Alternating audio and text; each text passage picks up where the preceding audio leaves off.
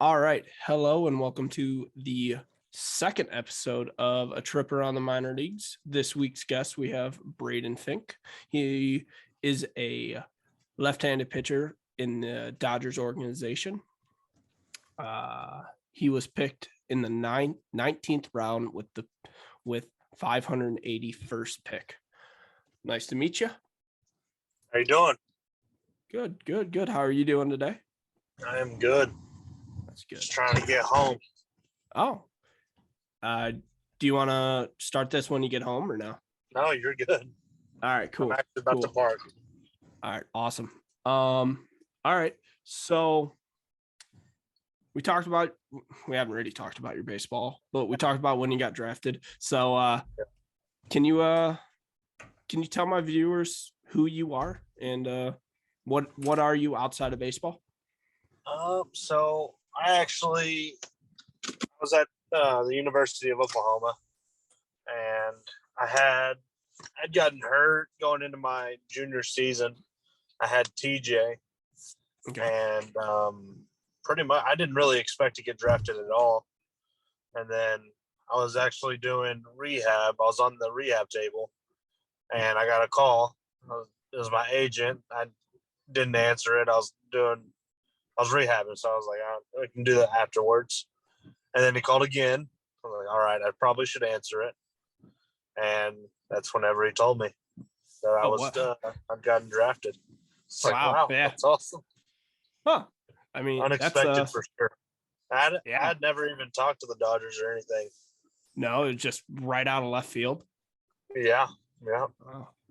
So you talked about Tommy John surgery.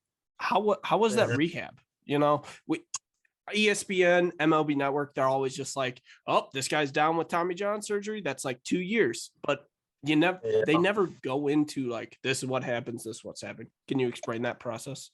So, I mean, I'd come in one day and my arm didn't recover very well from throwing. And so I was like, we tested it and it wasn't straightening out all the way. So I was like, let's look at it a little bit more. And I was still throwing, I was probably like 80, 88 to 91 still, which, I mean, going into season, that's perfectly fine. I was okay with that for sure. Yeah. And then they thought it was a cartilage breakdown and was locking my elbow up. I was like, let's get an MRI on it just to make sure.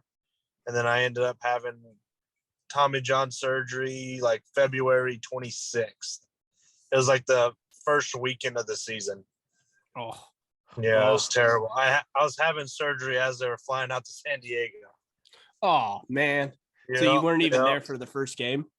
No, I wasn't. That sucks. Yeah, and then I mean, from there it was about a 13 to 16 month recovery. Okay. The first 3 months are in a brace, and then once you get out of the brace, you can start trying to straighten it back out. It's tough getting those muscles back straight and able to lengthen all the way out. But whenever I got to the Dodgers, so I signed in like early July, and we basically restarted rehab. So we did what you would do as soon as you would get out of the brace. So we restarted it just because we had time and it wasn't really much of a rush. So normally it takes about 13 to 16 months. Mine ended up being, because of COVID, about 2.5 years. Okay. Yeah, no, that's a lot longer. So COVID really pushed it back that much? Well, I mean, I was prepared. I was ready to go into season. Then we had COVID. So I was out probably, I think I calculated it was like 790 days from the last time I played a game. That's a long time. That, I mean, yeah. Oof. So I'm a bad podcast host here. You had some news to tell us. We should have started off with that, but I wanted to jump into your career and everything. With that. Yeah. So I actually decided to retire from baseball. Yeah. Okay. Between family and being hurt all the time, just decided it would be a good time to step away. It's hard to keep loving a game that you keep being hurt. Yeah. So, I mean, that does make a lot of sense. Congrats on retirement. I know it's not the long career, but yeah. I mean, you got. I'm guessing you have plans after this. What? Any plans? Well, I just started working. I'm actually with I'm a sales rep in a payment processing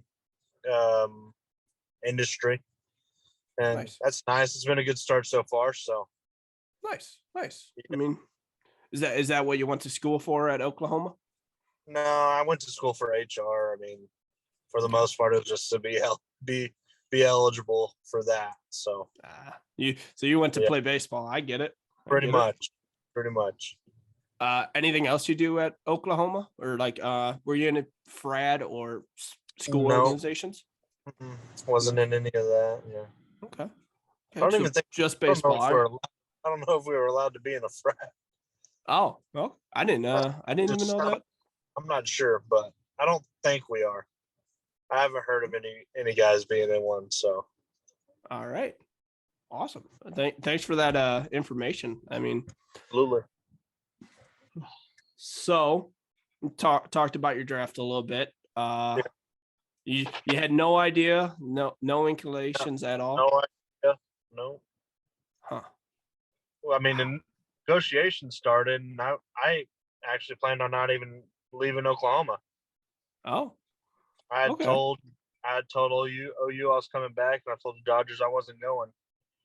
And then about a month later, they came back with a little bit more money, and I was like, okay, well, OU had never done a Tommy John rehab from beginning to end, and I didn't think I wanted to be the first one. So yeah, hey, Dodgers are kind of notorious for being able to rehab guys and bring them all the way back. Yeah, no, that makes a lot of sense. You know, money and better rehab. I mean, yeah, I get why you signed. Yeah, it's hard to professionals. Yes, yeah. That's a hard no to put. Yeah. So you were on the Great Lake Loons. Mm-hmm. How was that? How was that experience? It was a lot of fun.